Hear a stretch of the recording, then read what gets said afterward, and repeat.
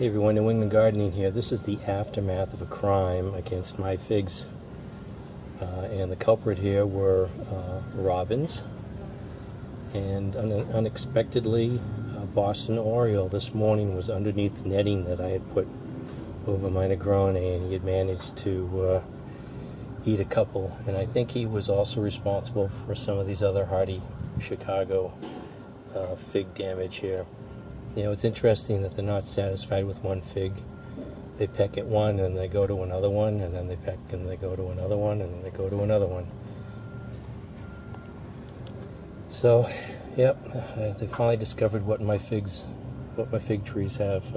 I've been lucky the past couple of years, but looks like that's come to an end.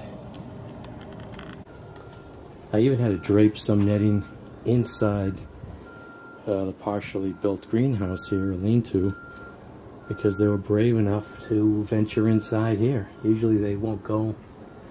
You wouldn't think they would go in if there's something over their head here, but they had no problem sneaking in here and doing some damage to this hardy Chicago here. So I had to drape this netting over here real quick.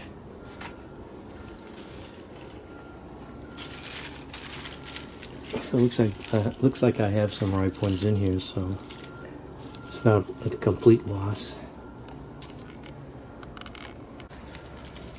I've got this unknown here that is really ripe, so I'm going to pick that before it falls off.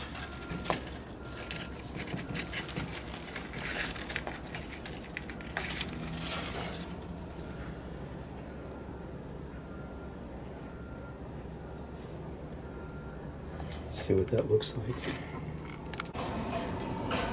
So although tempting, I'm not going to touch these. I don't want to get bird flu, or I just watched Dawn of the Dead again, and maybe that's how that started, eating a fig that had been pecked at by some birds. You never know. So these are going on the compost pile.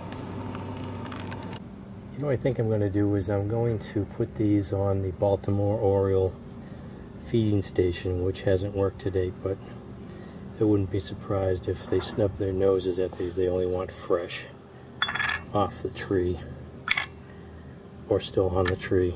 Let's see what happens.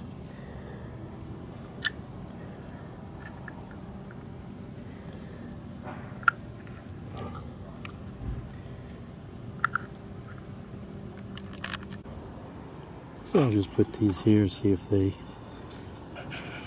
get eaten. Whoops.